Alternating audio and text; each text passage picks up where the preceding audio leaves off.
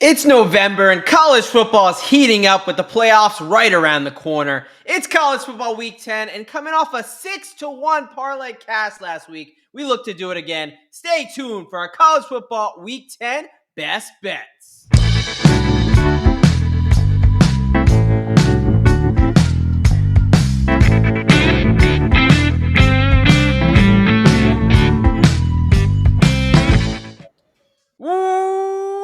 Welcome, football fans, to another edition of the D-Gen Docs here on the DFSG Plus channel. What is up, folks? College football week 10. We've got it here.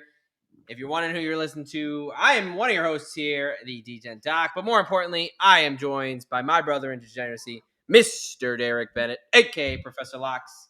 How we doing tonight, brother? Can't complain too much, except for Texas is extremely lucky. I was about to say we do have one complaint that I think is completely validated. I'm gonna throw Sark in a locker and just say we might have to screw throw you. an entire coaching staff, entire roster, but we will Yeah. get to that but this is the college football week 10 best bets episode. Look, folks, if this is your first time joining us, first of all, cheers, welcome to you, thanks for coming along. And if you've been here the whole time, we appreciate you just actually probably a little bit more than these little newcomers coming in. But we're gonna let you know how this goes down, as we always do. Just a little bit of show structure here. This is the college football six pack, and I know what you're thinking. You know, Blue Moon, Heineken, Dos Equis, go for Dos, yada, yada, yada. Not exactly what we're talking about, although we do dabble in a couple beverages here and there. We are talking about the six best games from a betting angle that we're going to pick out and give to you. So we got six of our favorite games from a betting side, and we're going to break those games down, give a game pick, and then at the end, we'll do a best bet segment where we do a lock, a money line dog, a parlay, and a tease. All bets are assumed to be one unit except for the lock, which is 2 units. But we'll start with a little banter and a little bit of power ranking adjustments, talking about those takeaways from week number 9 as we learn from the past to look forward in cash off of the future. Look, let's get It was a pretty good slate. It ended up being a much better slate than I expected this past week. We had a bunch of really good games, even though a couple of them were kind of bad beats for both of us. Well, let's get right to it, man. We were setting up, both of us, 3-1 on the week. We were both on Mississippi State plus the 7. That was your lock. It was both of our dogs. Mississippi State was up, I believe, 17. They were up double digits in the fourth quarter. Yep. And these fools lost the game in overtime, and they pushed on the game. Absolutely. I mean, it's one of those situations where either Mississippi State is the unluckiest team in America or Texas is the luckiest team. You know, Texas winning at Kentucky, only getting outgained by over 200 yards. Then this BS where they needed a miracle and a punt return. And then Mississippi State coming off the Tennessee overtime heartbreaker, coming off the Florida loss heartbreaker. And now this at home. I mean, what do you got to say about these Mississippi State Bulldogs? Because I'm downright pissed at this point. Yeah, no doubt. I think, you know, having that 17-point lead, feeling pretty confident going into the fourth quarter. Obviously, Arch gets them rolling a little bit in the fourth quarter, but to basically lose the game, especially on a punt return with a minute and a half left, or at least to take it into overtime. I will say that, you know, I was hoping that Mississippi State would find that second gear again once they got into overtime. They didn't look like their offense wasn't doing much towards or kind of down the stretch of the fourth quarter. But, you know, I don't know. It's just one of those things that, just like your Giants losing a couple weeks ago. Oh, jeez. Okay. Way to rip my heart out for no reason. Well, yeah. I mean, we've had a few of these occasions this year where we've, had a team winning by 17, 20 points going into the fourth quarter, and they just find ways to lose. So yeah, I will say, like, this was a train wreck you could see coming down the way. Like, it's so insane in the kind of what is great and awesome and awful about college sports is that they dominated that first 3 quarters, and then you Yes, they just did. see a switch turn, and that momentum slowly swings. And by the Yep. time they were even punting that ball away, like you just kind of Yep. knew at that point Mhm. Texas was going to win the game, as painful as it was to watch. But yes, we would like Right. to nominate and shove Mississippi State and your entire team into the locker here to start off the episode. But feel for those Mississippi State fans, because as better as Yeah. we know that hurt, but as a It's fan, 3 games you probably should have won in a it's tough. promising season, Right. and it's kind of going down the dumps. Now, Yeah. last week, But I mean, that turned out to be one of the better games of the slate, even though we were on the wrong side of things. We had a pretty close game, unlike the NFL slate that we've had this past week. But let's talk about that Vandy Missouri game real quick. Like oof, Diego Pavia is a dog. We've he's been saying it for weeks, basically the entire season. But right. that dude just finds ways to win. Well, this isn't a surprise to us, but to a lot of people, Vandy number 10 Yeah. team in the nation. I mean, we gave them out at 12-1 to make the college football playoff in college Right. football week 4. That Right. looks excellent. Another Sure great does. game that a Hail Mary was actually caught, but at the 1 yard line, inches Yeah. short. Like we did Yeah. have some really awesome finishes.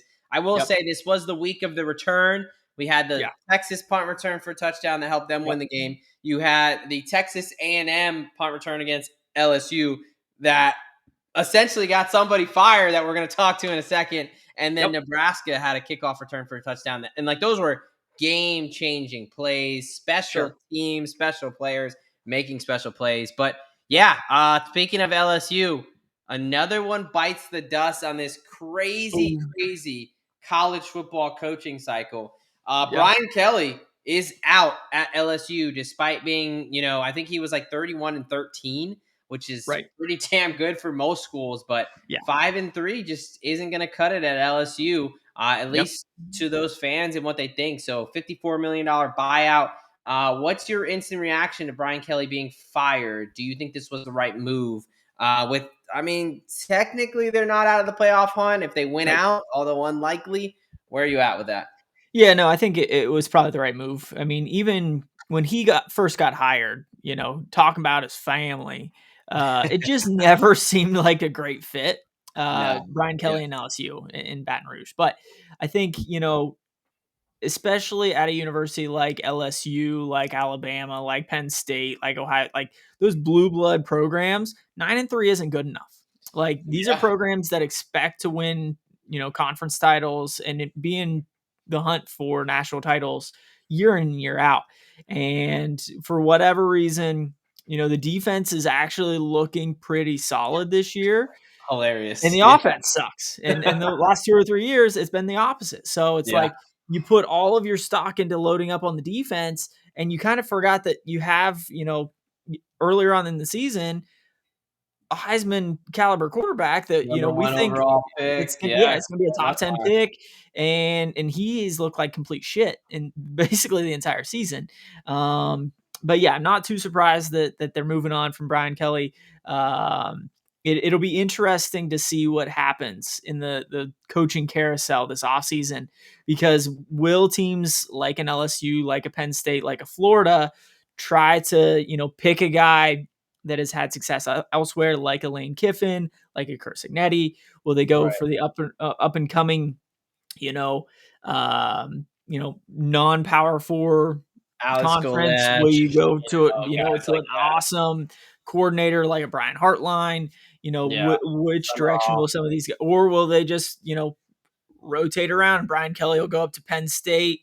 Well, I don't know. who the hell's getting Billy Napier? Who's drawing Yeah, that I shit? don't know if Billy Napier is going to get a shot, but James Franklin come down to the swamp. Who knows? I don't know, man. Look, I'll say I think it's a little bit crazy to fire him, Yeah, Brian Kelly. I'm not a huge fan of him. I agree the fit wasn't right, but 31-13 is not terrible. I think at the end of the year, I think maybe makes a little more that's sense. just because you guys down there in the swamp have gotten used to losing a little bit over the last few years, and nine and Oh man. three doesn't sound so bad all of a sudden. All But right, look, I get it, but yeah, Kelly fired also the offense coordinator and quarterbacks coach. So I'm sure Nussmeier was like, "Hey, look, it's on these coaches, who's not me." left?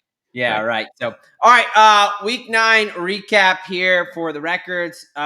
Both 3-2-1. Obviously, Mississippi State was a big turning point, but look, Derek pushed that lock there. Yep. I did hit my Well, lock in Vanderbilt. honestly, Mississippi State and LSU. LSU broke my teaser, Yep. and then obviously Mississippi State was my other two. So So we're maybe happy to see Brian Kelly go, but yeah, yes, Mississippi State was tough. However, I did hit the lock in Vanderbilt and the parlay of the week, 6-1 cash in the yeah, early window. If that you was nice. rode with me, Ole Miss, Wake Forest coming through on the money line. Nice 6-1 to save the card there.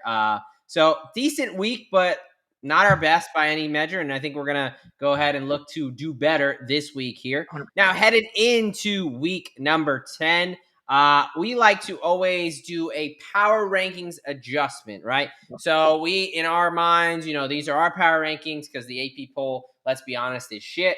And so Yep. is the coaches poll. It's a bunch of Yep. people that, as we saw from the female, I think Southern California, who had, who'd you have? Notre Dame ranked over A&M or whatever the hell crap Something that like she that. did. Yeah. Something really ridiculous that she had to go on and say, this is my process and yada yada. Yeah, they don't fucking care. They don't watch the games. But in our minds, power rankings, how we actually use to bet these games, we're Yep. talking about what teams did enough to move up in your power rankings. Let's start with the positive. I'll let you go first, my friend. What 3 teams impressed you to the point that you are moving them up in your power rankings? Yeah, I mean, let's start with that LSU Texas A&M game. I mean, Texas A&M looked legit, Yeah. especially offensively. I mean, Oh Marcel yeah. Reed is a dog, and especially going down there Heisman to Death contender. Valley and doing what they did. Texas A&M looks like a really strong contender in the SEC and for the national championship. Yep. Ole Miss going to Oklahoma, and you're going to start to see a theme here, and we've talked about it over and over again. All of these teams were on the road, but Right. Oklahoma losing the way that they did to Ole Miss. I mean, Oklahoma, or I guess Ole Miss was at home, but anyways, so Ole Miss No, basically Ole Miss kicked was at Oklahoma. right, yeah. Ole Miss Oh, basically kicked Oklahoma's ass for the majority of the day. yeah. This was never a game. Oklahoma's defense we thought was really, really, really good going into this one. Turns out they hadn't played absolute shit I try to tell you. offensively. You did. But the way that Trinidad Chambliss is looking offensively, and honestly, their defense looked pretty solid against that John Mateer led Oklahoma team. Ole Miss is definitely sliding up there. And just to look at their schedule, they don't have much else. I mean, yes, they still have an SEC schedule. Anybody can beat anybody in the SEC, but they don't have Alabama. They don't have Georgia. Like they've gotten through the meat of their schedule. So they're definitely moving up a little bit. And then again, going on the road and winning at Iowa State, BYU looked really dominant. And I tried to tell you, man, You did. You you did. I mean, You've been on they BYU they a couple they times. they won in the Holy War, and I fully understand fading a team coming off of a big win, but BYU's legit. They are. And yeah, Yeah. Iowa State has started to They suck. downtrend for a while now. Right. 3 But yeah, losses. BYU and Bear, or whatever his last name is, They are um, Bachmeyer. Bachmeyer. Bachmeyer. Yes, he's a dog, even though he wears like 47 or something like that as a quarterback. 47, yeah. What a funny BYU, man. So yeah, I will just get in. I'll show mine because it's the exact same. Yeah, Did not plan this. We do this all separately and then come together before the show. yep, And look, yeah, Texas A&M. Let's talk about we always say, winning on the road in college football, college yep, basketball, in any yep, sport is the sign of a good team. no Texas doubt. A&M went into Death Valley and beat the Hostile shit out environment. of LSU. Yes, they did. They went into South Bend, pulled out a victory against Notre Dame. Yep, They have one of the best resumes out of anybody, and 100%. they are perfect right now. They have not Yep, lost, and they've done it in dominating fashion for most of their games. yep, You were on it preseason, them to make the playoff. I think 2-1, 3-1, something like that. hmm You nailed the head, man. Marcel Reed, Mike Elko, that defense, that offensive line, legit all over the place. Yeah, they got yep, dudes. So I'm very excited to see them move forward. Ole yep, Miss, I think Ole Miss is a really good team. I think that they were right there with Georgia. I think they really should have beat Georgia if they would have got one or two more plays, at Georgia. Let's talk about Trinidad Chambliss, D2 transfers from Ferris State. Yeah. Sometimes the big 5-star prospect in Austin Simmons, sometimes, stars don't get it right. And good Yep. on my future coach and Lane Kiffin to see that and to bench the 5-star and put in the D2 transfer and kind of let him continue there. So Ole Miss is a legit contender. They do have the Florida Gators coming to town. We did ruin their Well, playoff hopes last season. So, hey, we'll see you there. And then BYU Cougars, you've been on this. You've been more of an early adopter than I have. I've been quite resistant to this team. yep. But Don't holy fade the shit, Mormons, man. man. Don't They fade the Mormons. I guess they don't have anything else to do but eat, sleep, breathe football, and it's paying Right. off, man. Saloni Sataki, awesome coach. To lose your quarterback in Jake Redcliffe right before the season, he Yeah. decides he wants to get into some nefarious activities that any college kid across America is doing, and Nefarious he gets plans. kicked out and goes down to imagine. Wait, a Tulane BYU matchup in the college football playoff would be fucking. I mean, right That'd be now wild. they're kind of like. I mean, a lot of weeks left, but anyway, BYU, they are legit. That is a Yep. massive win. Iowa State, this was their season right now. They had lost two. They're coming off a bye. They had aspirations for a Big 12 championship, and it just Yep. got destroyed. So No doubt. shout out to you, BYU. All right, let's go the other way. Trending down, what are the three teams that did not do enough that looked like shit essentially to the point that Yeah. we are moving them down in the power rankings? I will let you go first. Yeah. I mean, two of these are teams that lost to a couple that were trending up, and that's LSU and Oklahoma. I mean, LSU's offense hasn't been able to do hardly anything for the vast majority of the season. Yeah. The defensively, thought that the defense was pretty good. Uh, Marcel Reed, dude, is an absolute dog. Like I was So saying good. earlier, So good.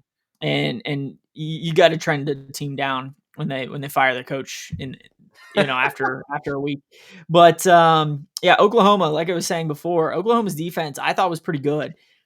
Right. It didn't turn out that way against Trinidad Chambliss at home.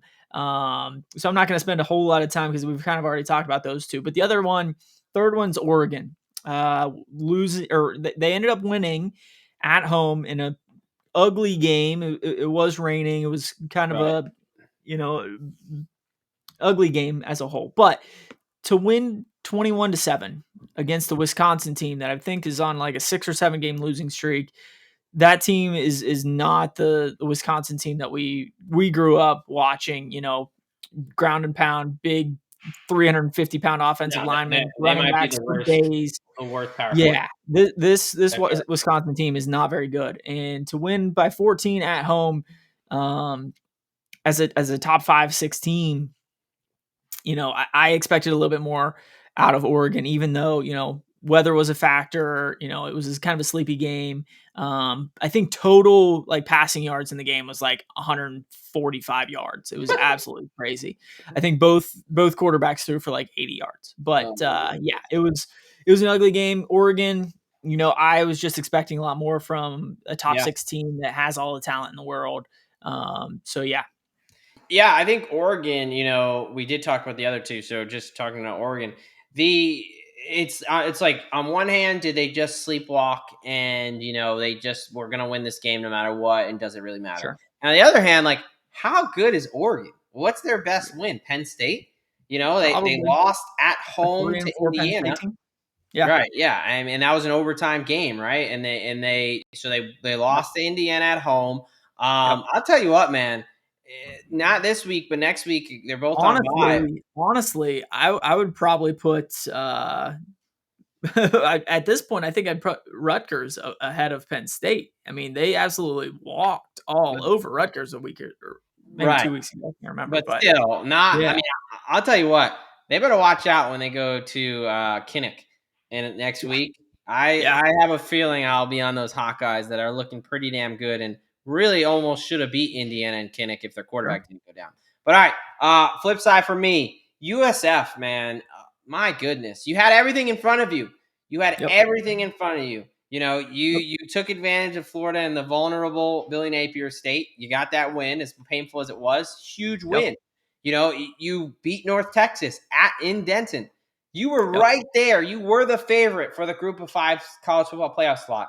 You were up double digits Laid an egg. in the fourth quarter Yep. against Memphis, and you blew that Yep. game. That is a very bad loss, and likely knocks them out of college football playoff contention with 2 losses now. So, Right.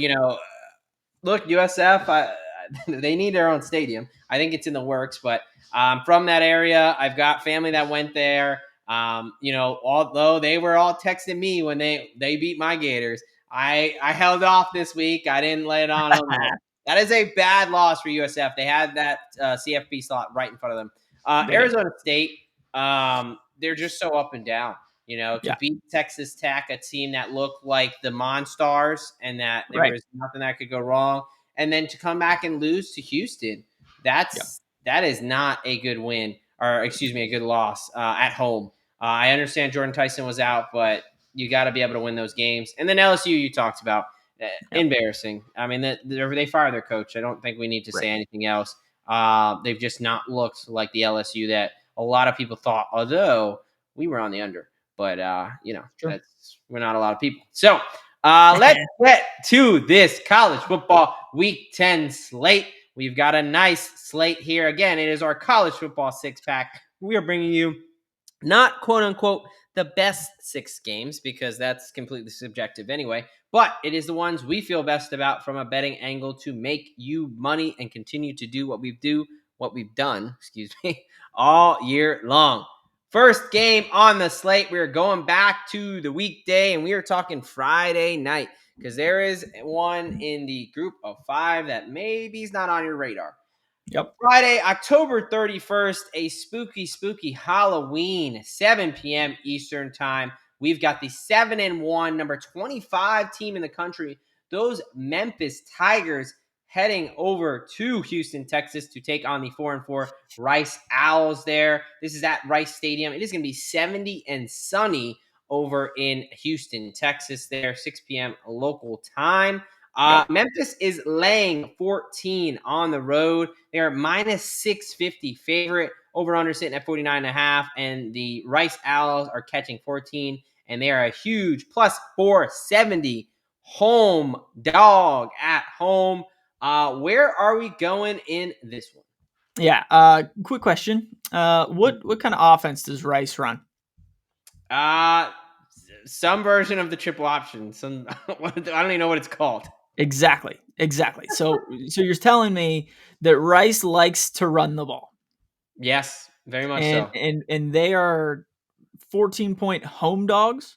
Correct. I, That I is think correct. I think the Rice Owls, coming off of a big win this past week against UConn, I think they're going to try to slow this game down Yep. and really try to put it to this Memphis defense that isn't very good to begin with. They're kind of middle of the road in the country.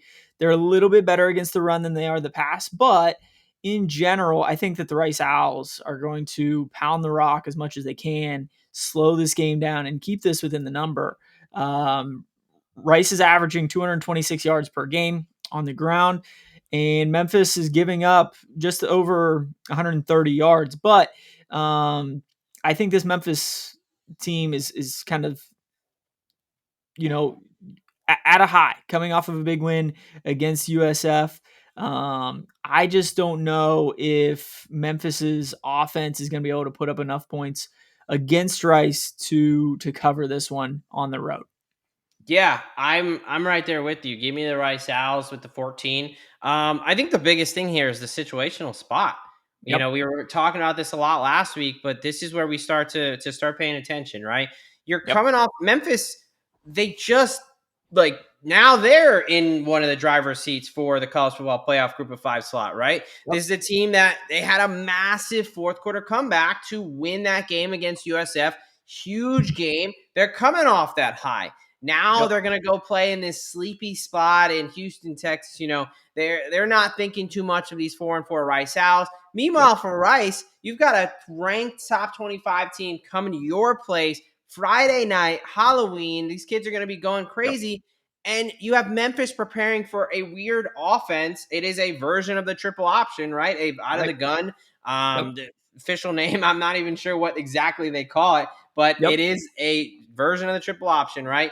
Yep. And you have to And not prepare for not that. only does Rice like to run the ball, Memphis does too. I mean, they have the 17th best rushing defense in the country right now, averaging over 200 yards per game as well. The offense. So, Yeah. from a defensive standpoint, like you were alluding to, it's tough to prepare for that triple option, and Short I week. just don't know if there's going to be a ton of points scored. Yeah, short week. Look, when you had two teams that like to run the ball, Rice played at Navy, a Navy team Yep. that's still undefeated, a good team. And they only Yep. lost by 8, and they were really in that game. So I Yep. like Rice at home here, plus the 14. I think it's way too many points. I think people are just kind of phoning it in, seeing, oh, Memphis just beat USF. They're ranked. But let's not forget, this Memphis team is not, the epitome of perfection. They Yeah. lost to a UAB team the week before USF. So in Yep. that little letdown spot, a 3-4 UAB team that has been awful. Their wins Yeah. have been Alcorn State, Akron, and then they beat Memphis. So I mean Memphis going to a sleepy spot and we getting On a 14 short week. points. Yep. Love Rice here in this Friday night matchup. All right, Agreed. on to game number 2. Give us both the Rice Owls catching the 14 there. Okay, these spreads and lines are from DraftKings just to make it simple, but obviously you're going to want to shop around there. We're heading over to the Saturday slate for game number 2. We're talking about a Big Ten game where when preseason we thought this was going to be a top 10, What a top right. 5 matchup, right? Yep. Not the case, but still it presents a very interesting betting angle. Saturday, November the 1st, 12 p.m. Eastern Time. You got the 3-4 Penn State Nittany Lions going to Columbus, Ohio, to the Shoe to Yep. take on the 7-0 defending national champions, number 1 team in the country, the Ohio State Buckeyes. You have Penn State catching 20.5 points, plus 850 on the money line, over under sitting at 43.5, Yep. and the Ohio State Buckeyes laying 20.5, minus 1450 for a single game. It's 50 and partly cloudy in Ohio Stadium over there in Columbus, Ohio on Saturday. Pretty insane that you have such a high point spread and Yeah. still such a low total. But Yes. let's see. What do we think about it? Where are you going in this one?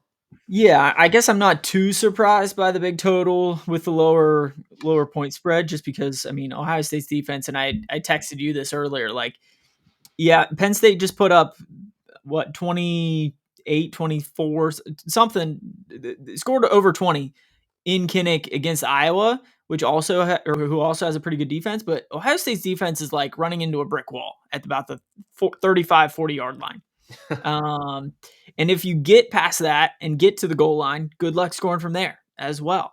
Ohio State's defense is one of the best college defenses that I've ever seen this year. I don't know how they've gotten even better from last year, but offensively, Ohio State hasn't necessarily looked great. They've looked very efficient, but they're not putting up 40 points every single week unless they play Grambling State.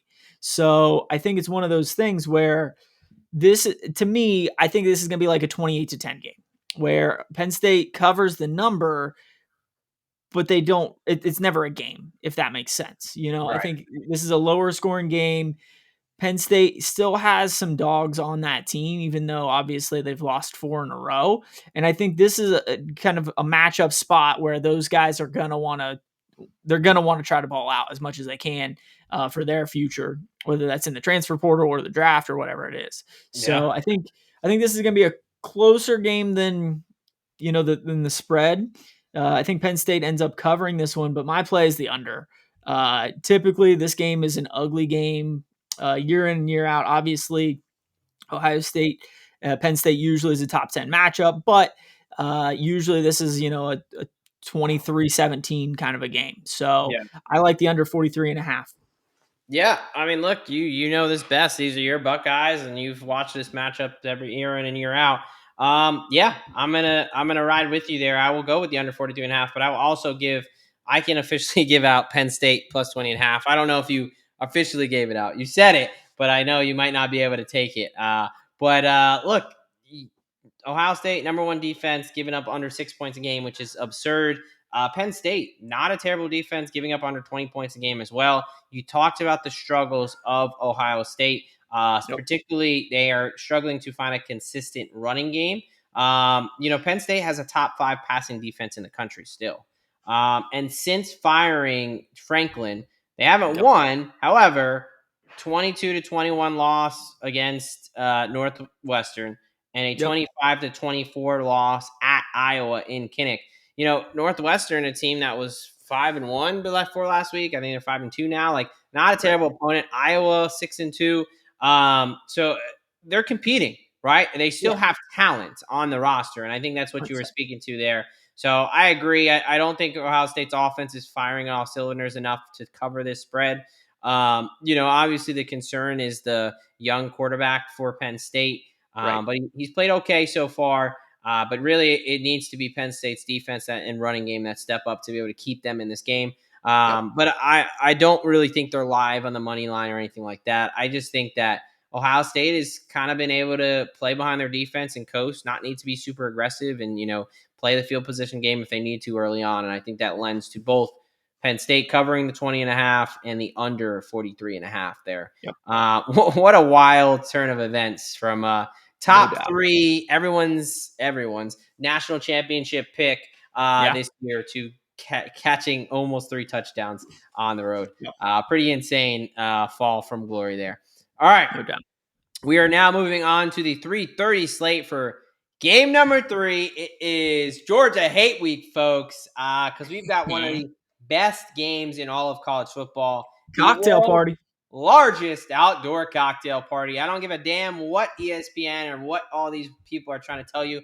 The name is always and forever will be the world's largest outdoor cocktail party. We're talking Florida, Georgia, Saturday, November 1st, 3:30 p.m. Eastern time. We have the 6-1 Georgia Bulldogs, number 5 team in the country, heading to Jacksonville to take on the 3-4 but newly birthed, reinvigorated Florida Gators. We've got Georgia laying 7, minus 290 on the money line, over under sitting at 50.5. Florida catching 7 in this one, plus 235 on the money line. Why don't you tell us where you're going in this one first? Yeah, so I believe that Georgia's coming off a bye, correct? Both teams are coming off a bye, as tradition. Yeah. Do you know Kirby Smart record outside of Alabama coming off a bye? Are we talking straight up or ATS? Straight up. I'm gonna say pretty good. I don't know what your sample size is. He's 8-1 coming off of a bye. Except for Alabama, he's lost both of the last 2 years.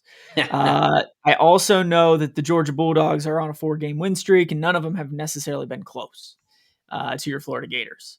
So I know that Georgia has had its issues offensively and defensively to a certain extent. This isn't the same Georgia team that we've seen over the last 2 or 3 years. And I know that there's this whole head coaching boost after a firing, but I think I got to trust Kirby Smart and the Bulldogs in this one to cover that 7-point spread. I think Georgia still has everything ahead of them, and it would be a pretty abysmal loss to your Florida Gators this weekend if it happens. So give me the Georgia Bulldogs covering that 7-point spread. I cannot wait to play this back for you when the Florida Gators go into Jacksonville and pull this out. Look, you said a lot of my points of why I'm taking Florida plus the 7 here. I forgot to mention 74 and sunny in beautiful Jacksonville, Florida. They play this in the Jag Stadium, in the Everbank Stadium there. You mentioned it. This is not the same Georgia team, especially on defense. Now, no more Billy Napier to hold this team back. I told you many times this year, this is the most talented Florida Gators roster we've had in 10 years. We just had the game's worst game day manager running the show.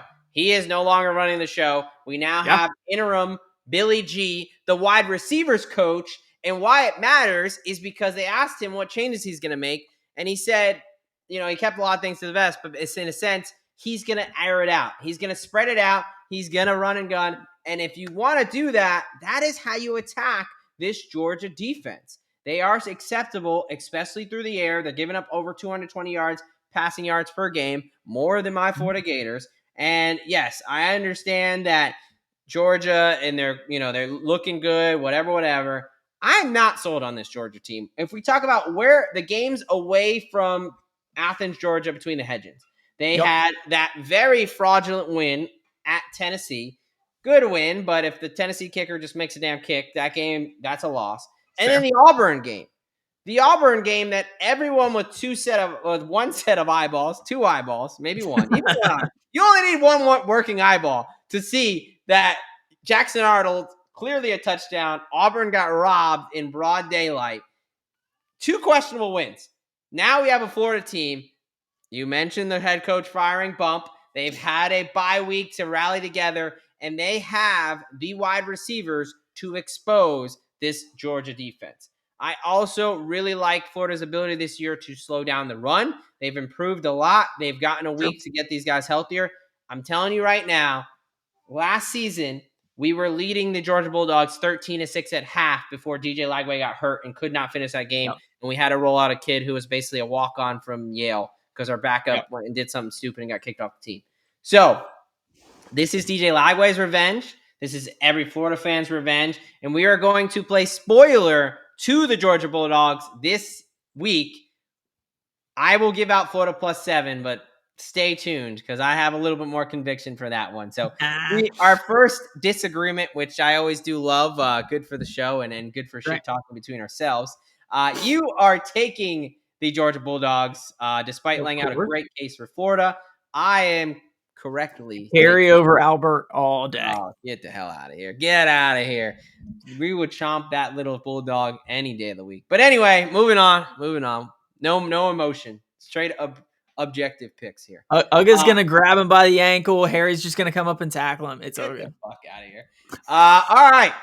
Another SEC matchup here. Top 25 matchup. We are heading to Knoxville, Tennessee, to Rocky Top.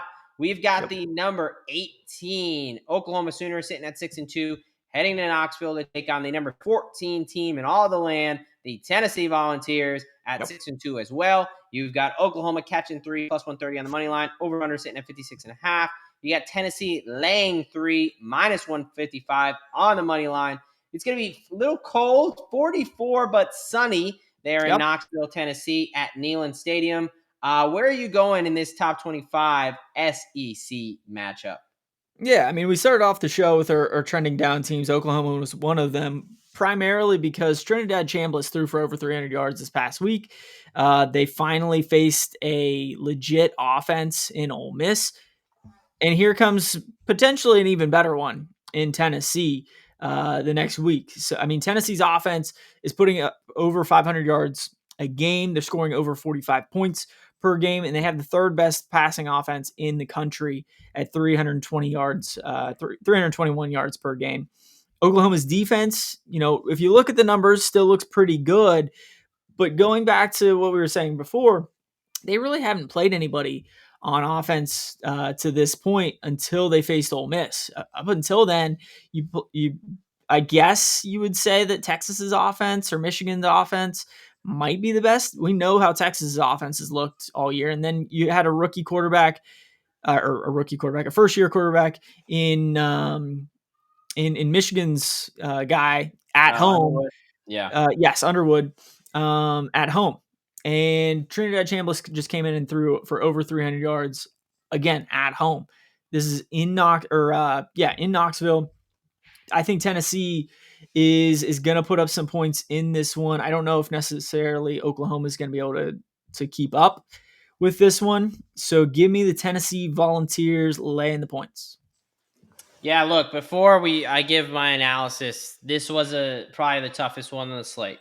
And the main reason is because I don't know if either of these teams are any good. Like, I don't think either of them really deserve to be a top 25 team. Probably take away the SEC, and they probably wouldn't. Now, I'm going to go Oklahoma with the 3 there. There was 3.5 floating around earlier, if you can grab that, if you're on the Oklahoma side. Here's my case. Tennessee's best wins: Mississippi State in overtime. Mississippi State had winless in the SEC, and they needed overtime to beat them. Arkansas by 3, another winless team in the SEC. Kentucky, also winless in the SEC. And Yep. Syracuse, who has been terrible this season. So when we look at Oklahoma's best win, at least they played a Michigan team that currently ranked okay. Auburn, pretty bad, but at least they beat Arkansas and they beat Yep. them. And South Carolina, right? At least South Carolina has an SEC win. Yep. I just think that Oklahoma's played a little bit of a better schedule. And honestly, I think their defense is still okay. Like I was on Ole Miss. I was on Ole Miss outright. Sure. I Yep. just think Ole Miss's offense is like really good. Really good. Yep. I'm not convinced Tennessee's offense is amazing. I think this is a situation where they've played an absolutely terrible schedule. They Yep. love to run it up. That's how Heupel does it. I Yep. know there's going to be some blood here. Josh Heupel, a national champion at Oklahoma quarterback there. Yeah. There is a little bit of bad blood here. This is going to be a Yeah. heated game. Both these teams want to beat each other, obviously, right? But there's a little bit Right. more of that extracurricular stuff. Sure.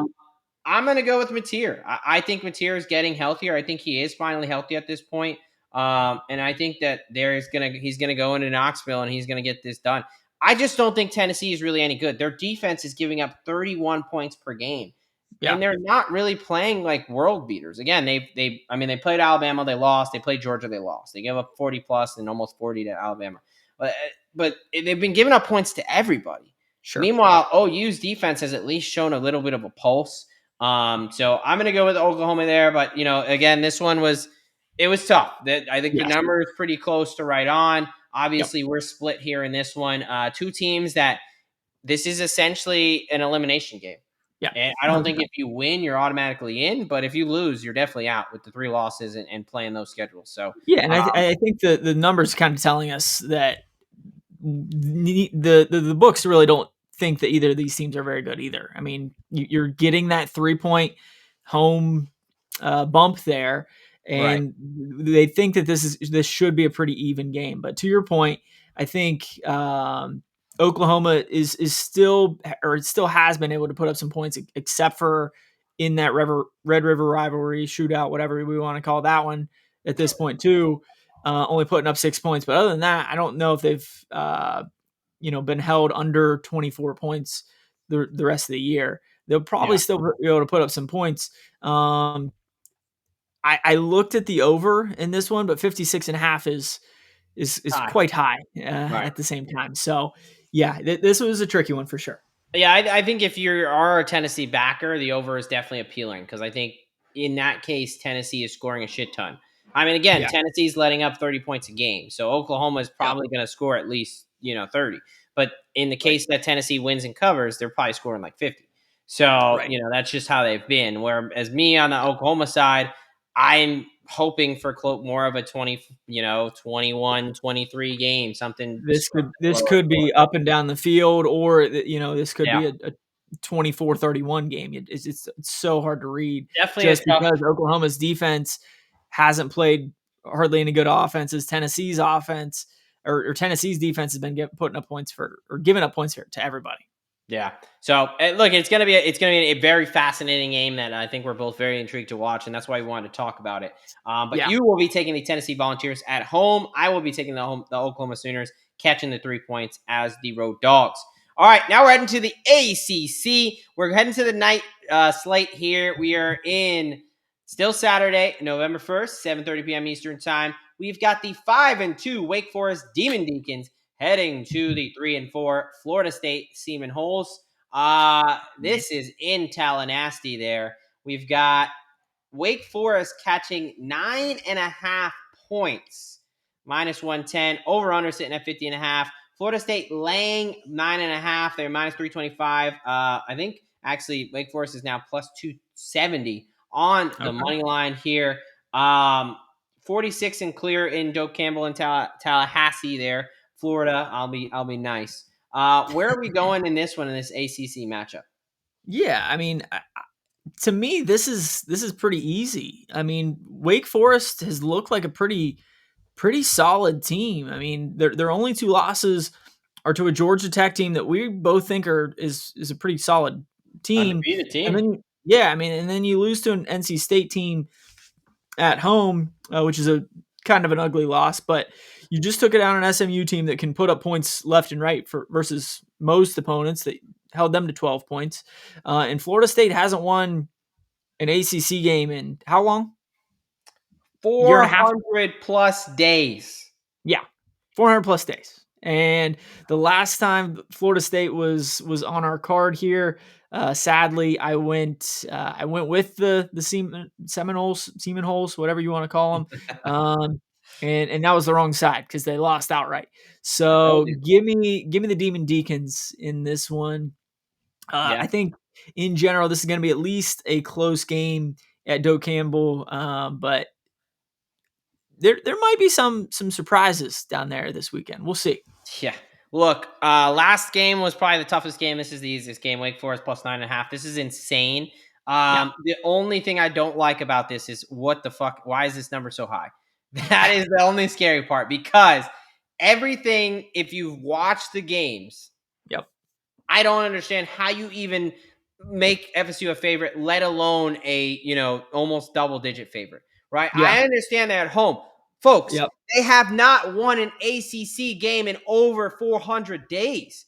It's Yep. been over a year since they've won an ACC game. What the hell are we talking about? This is a 5-2 Wake Forest team that just beat an SMU team that had never lost an ACC game. They Yep. had never lost an ACC regular season game. Obviously, they just played last year and this year. But still, they're a solid team, and they Yep. beat them. And they really should have beat them by more. They fumbled twice at the 5-yard line. Insane game, but that did come through for us. But yeah, Jake Dickert, Wake Forest, better coach, well more disciplined team. Again, I've been telling you this all season. Florida State is a team built of mercenaries. Yep. They have no loyalty to the program. You have a quarterback in Tommy Castellanos. He's on his third team in 4 years. They do not give a shit about FSU. So when things go bad, they're going to go really bad, like we saw. When they hit, it hits. When it goes bad, it goes bad.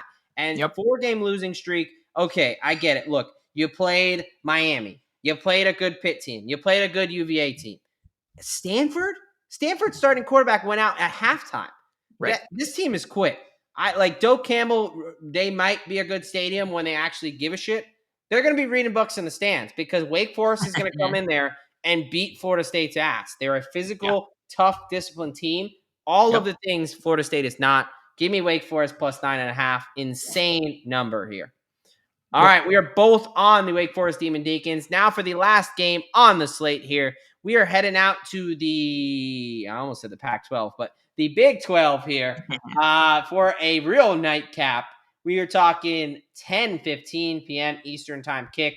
Top 25 matchup here. The number 17 Cincinnati Bearcats, 7-1, taking on the 6-2 number 24 team in the land, the Utah Utes. You've Yep. got Cincinnati catching 8.5 points, minus 108 there, plus 270 on the money line. Over under sitting at 56.5. Utah minus 8.5, minus 112, minus 340 on the money line. It is going to be 49 degrees and clear over in Rice Eccles in beautiful Salt Lake City, Utah. Where are you going in this huge Big 12 matchup with legitimate college football playoff implications on the line? 100%. Yeah, I think these are two teams that have looked really, really pretty solid as of late. Obviously, Utah lost a couple weeks ago in the Holy War against BYU, that we think is a pretty solid team at this point. Yeah. Their second loss was to a Texas Tech team that I think we both agree is a pretty solid team. Cincinnati lost week 1 to Nebraska on the road in a neutral site in Arrowhead. Yep. Both of these teams can put up some big time points in this one. So I think it basically comes down to this: like Utah's at home, and this Right. game doesn't kick off until 10:15. Now I understand that Cincinnati, these are college kids; they stay up a little bit later. I don't necessarily know, as me as another Ohio guy would want to do anything super active in terms of playing a football game You'd at be 10:15. asleep. Let's be honest. At You're 10, I passed would be out. I would be passed out. That's Hey, very Derek, true. get in off the bench. You're over there. Yeah, exactly. But I mean, for Utah guys, like they're finishing practice at 10:15 anyways, in most nights. Like I think this Yeah. is just an ugly spot for Cincinnati, based on the kickoff time. Utah had a little bit of a warm-up game against Colorado this past week and absolutely crushed them. Shit out of Colorado. They beat the living shit out of them. But I think in general, I think I have to go with Utah in this one at home, just in the spot that they're in. I think Utah has something to prove here against Swarsby and that Bearcats offense. Look, man, I'm typically a Utah guy. I Yeah, favor Utah. I like Kyle Whittingham. I think he's a great coach. Um, I'm gonna go Cincinnati here. I just think really. it's too many points. This was Yeah. it reached 9.5 at one point, then it got down to 8.5 now. I think anything over a touchdown, I got to go with Cincinnati. I can appreciate Rice Eccles. They're a dominant stadium, but I just don't know if Utah's the dominant team this year that I want them to be. I Yep. think they've beaten bad teams. They've beaten the shit out of them, which is why it catches our eye, right? Sure. Colorado 53-7, Arizona Yep. State 42-10, with Arizona State's backup quarterback in Jeff Sims that got ruled out Right. super late. So that's a Right. little bit of an asterisk there. They lost to Texas Tech. They got beat down 34-10 at home. They beat UCLA, 43-10, 63-9, Wyoming. They beat bad teams by a lot, Virginia or West Yep. Virginia, whatever. But the two decent teams they've played, they've lost to. Texas Tech at home and BYU. And I'm putting Cincinnati, as much as I was hesitant to call them a decent team, I got to put them in that category. I mean, all right, they lost week one. I'm going to say in essentially a road game. This was Mm-hmm. in Arrowhead, but there was way Yep. more Nebraska. It was a stupid 100%. decision to play this, right? Yep. So at least a half road game.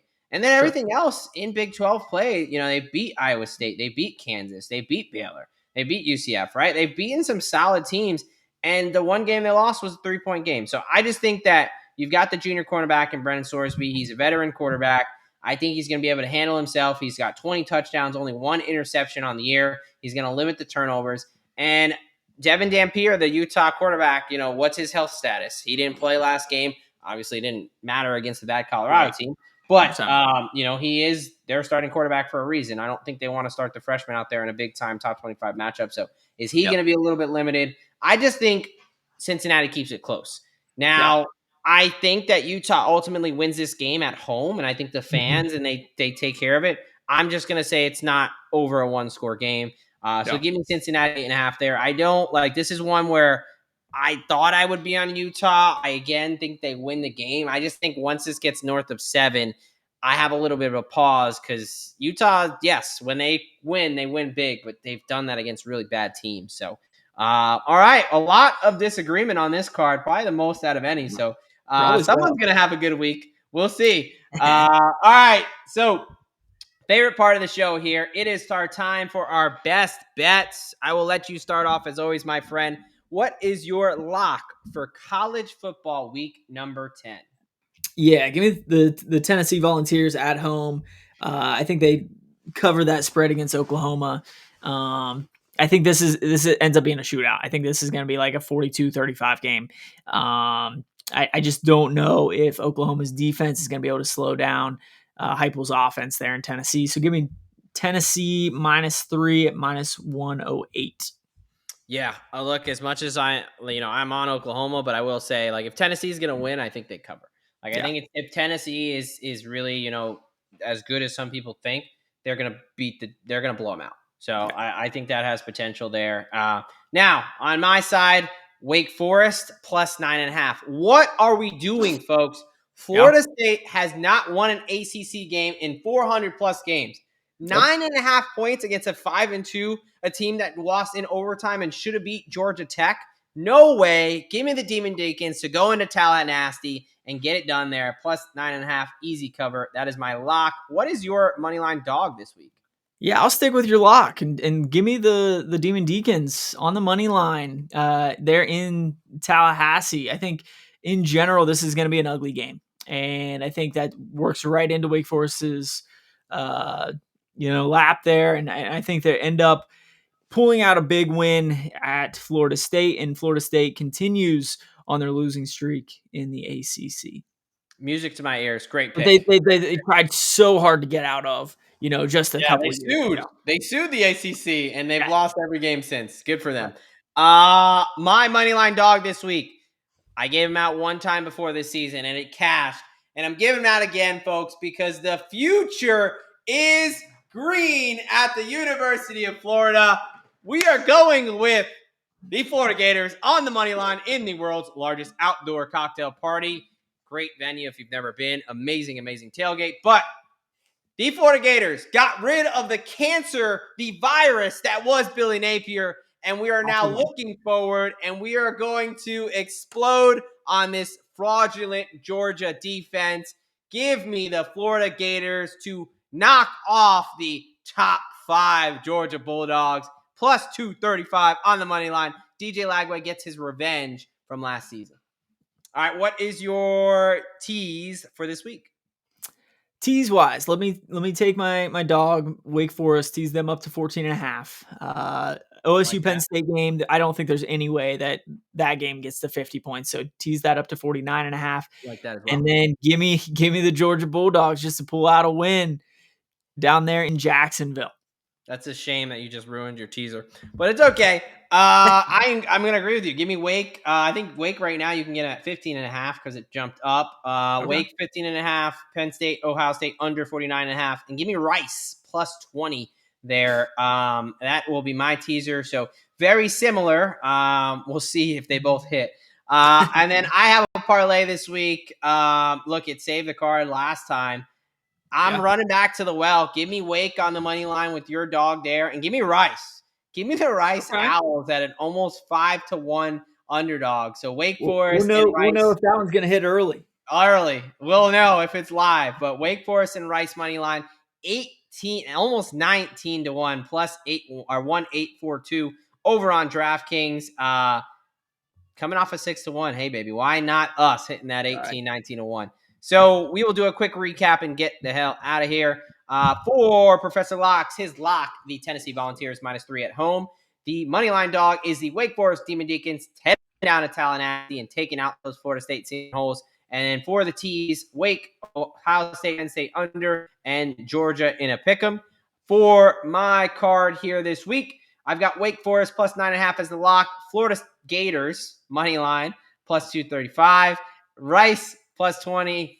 Penn State, Ohio State under, and Wake Forest on a 6-point tease there, plus 140. And then the parlay again is the Wake Forest Demon Deacons and the Rice Owls plus 1.842.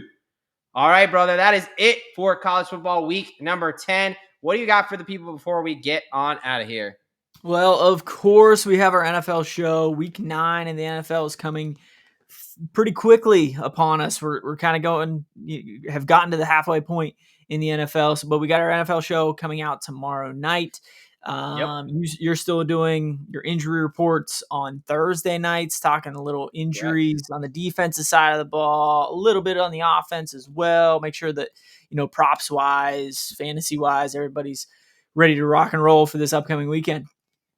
Yeah, absolutely. Look, folks, check those out. They will be, if you're into the betting stuff, just go ahead and subscribe over here on DSFG Plus. But the fantasy side is IDP Plus over there, especially if you're a defensive-minded person. We appreciate you. But hey, let's continue to crush college football. Only so many full slates left. We have to take advantage of the books, and we got to enjoy one of the greatest sports in the world, which is college football. You know what they say, folks. A lock a day keeps the bookie away. And here at the DGen Docs, we've got your prescription. From Professor Locks and Doc here on DFSG Plus, we are out of here.